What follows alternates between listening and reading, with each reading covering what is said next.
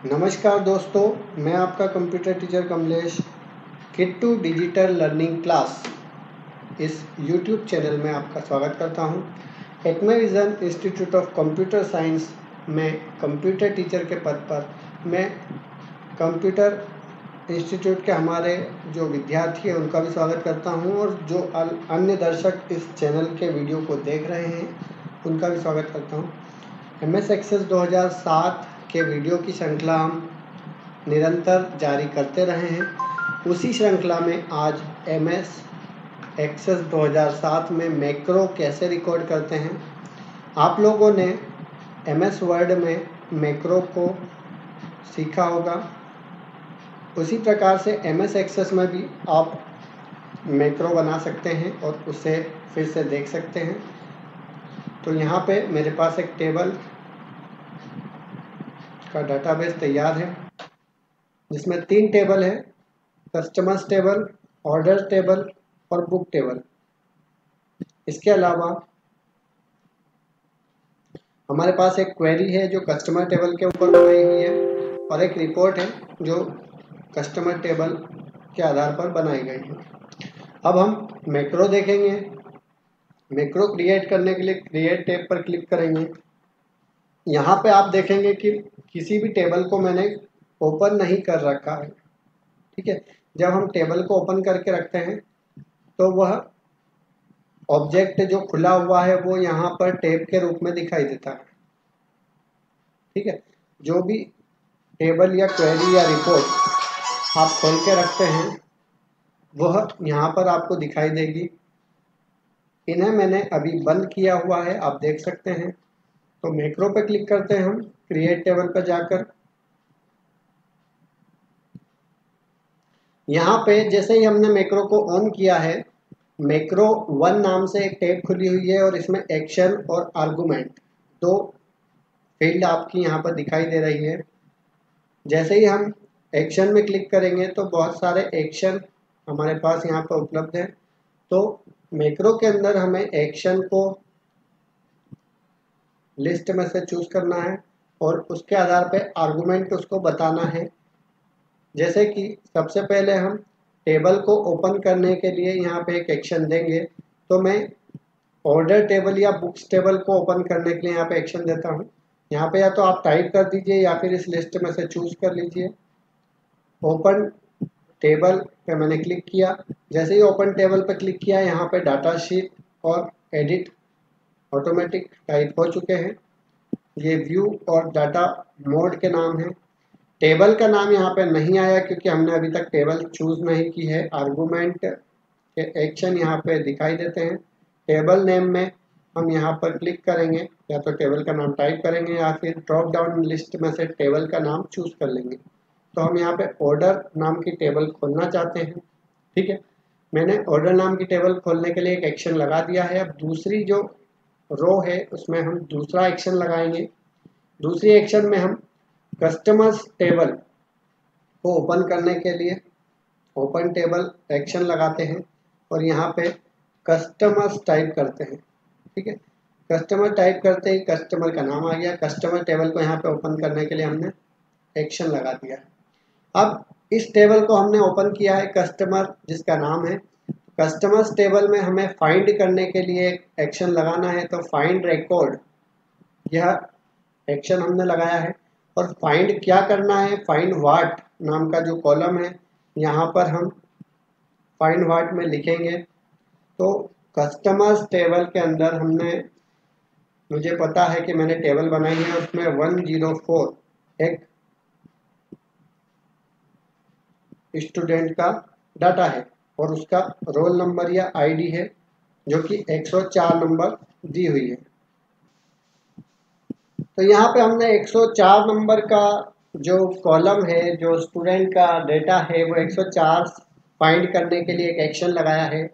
ध्यान रहे जो भी एक्शन हम लगाते हैं उसकी जानकारी आपको सही देना अनिवार्य है। यदि आपने जानकारी सही नहीं दी है तो आपका जो एक्शन है वो एरर में आएगा और कंप्यूटर द्वारा एरर दिखाई देगी।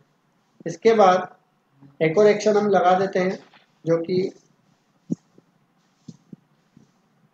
ओपन रिपोर्ट के नाम से है ओपन रिपोर्ट कौन सी ओपन करनी है, तो हमने केवल एक कस्टमर टेबल के आधार पर कस्टमर रिपोर्ट बनाई है। और फिर एक हम ओपन क्वेरी नाम की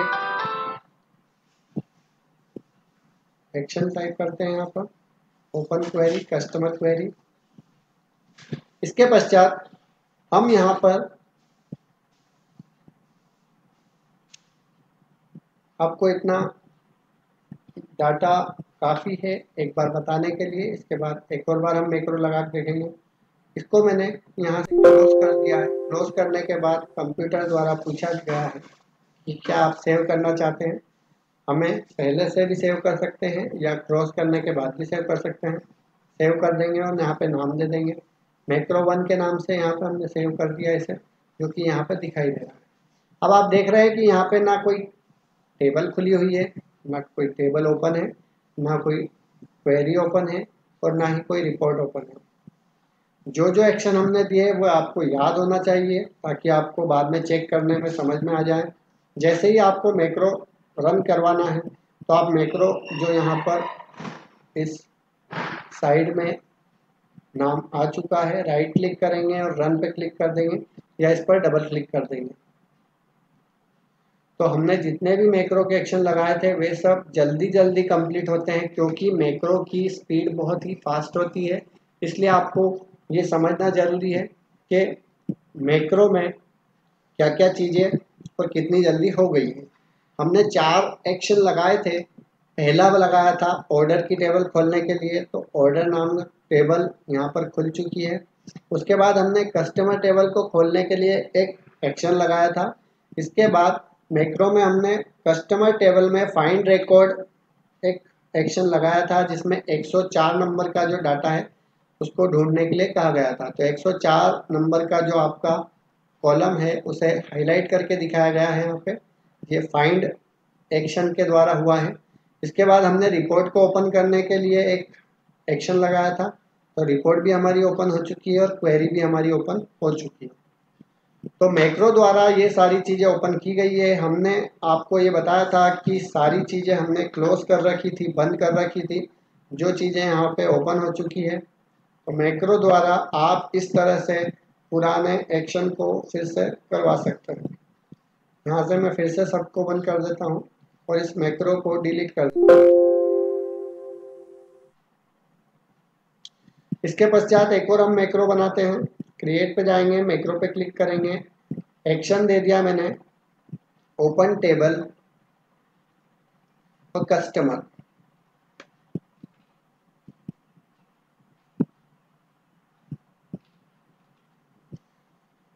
दूसरा एक्शन हमने दे दिया है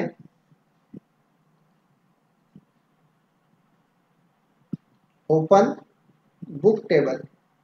ठीक है, ओपन टेबल के अंतर्गत बुक।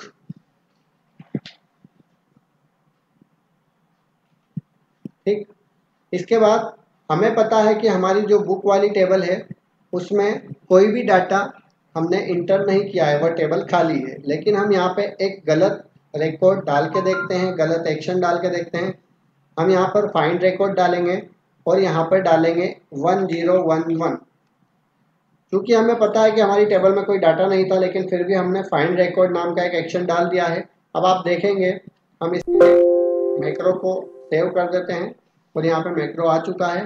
जैसे ही हम ये रन करेंगे तो वहाँ पर एक एरर दिखाई जाएगी, क्योंकि हमने उसे निर्देश गलत दिया है। देखिए, कस्टमर टेबल ओपन हो गई, बुक टेबल ओपन हो गई, लेकिन बुक्स के अंदर जो हमने फाइंड करने के लिए एक्शन दिया था कि यू कैंट यूज फाइंड और रिप्लेस नाउ, यह मैसेज एक्सेस द्वारा दिया गया है। यहाँ पे एक्शन फेल्ड बताया गया है। Macro 1 true find record action का नाम है और 1011 यहाँ पे आर्गुमेंट है। एरर नंबर यहाँ पर दिखाया